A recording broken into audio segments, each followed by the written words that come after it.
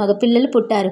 వారికి 3 నెలలు రాగానే ఒకరోజు అంబ పిల్లవాళ్ళు ఏడుస్తుంటే నరహరి వచ్చి, అమ్మ, నేను చెప్పినట్లు వీరిద్దరు పుట్టారు. నీకింకా 2 కొడుకులు, 1 కూతురు కలుగుతారు.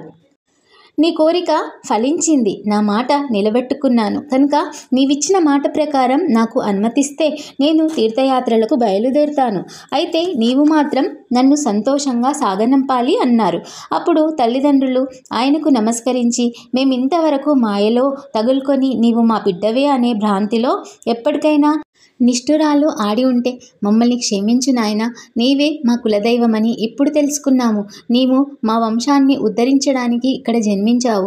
నీవు మా రక్త మాంసాలు పంచుకోవడం ద్వారా మా దేహాలు కూడా పవిత్రమైనాయి.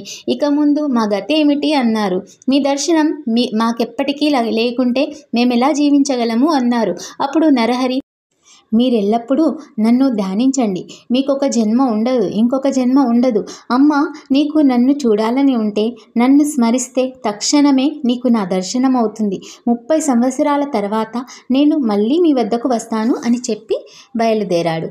అలా తల్లిదండ్రుల అనుమతి తీసుకొని ఆయన తలపై శిరస్త్రాణము, కౌపీనము, కాషాయాంబరము, దేవదండము ధరించి చిరునవ్వులొలకిస్తూ మహాసంతోషంగా బయలుదేరాడు. ఆ దృశ్యం చూసిన జనం 9 సంవత్సరాలు పిల్లవాడు ఇల్లు విడిచిపోతుంటే ఆ తల్లి ఎలా అనుమతిస్తున్నది అని ఆశ్చర్యపోయారు. కొందరు ఈయన అవతారమూర్తి, ఈయనకు కన్న తల్లిదండ్రులు ధన్యులు అన్నారు. సాధువులు ఆయన భగవంతుడనే భావంతో నమస్కరించారు. ఆ గ్రామస్తులందరూ కొంత దూరం వెళ్ళి ఆయనకు వీడ్కోలు చెప్పి తిరిగి వెళ్ళాక తల్లిదండ్రులకు మరికొంత దూరం ఆయన వెంట వెళ్ళారు.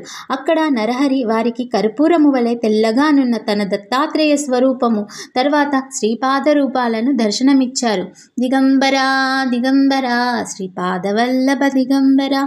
అది తమ శని ప్రదోష పూజా ఫలితమేనని తలచి ఆ తల్లిదండ్రులు, మా జన్మలు ధన్యమయ్యాయి, మీరు దయతో మాకు మళ్ళీ దర్శనమివ్వాలి అని వేడుకోగా ఆయన తప్పక మళ్ళీ దర్శనమిస్తాను అని మాట ఇచ్చి వాళ్ళని వెనుకకు పంపాడు. ఆ దివ్య దర్శన ప్రభావం వలన వారు తమ పుత్ర వ్యామోహం మరిచి భక్తిభావంతో వెనుకకు వెళ్ళారు.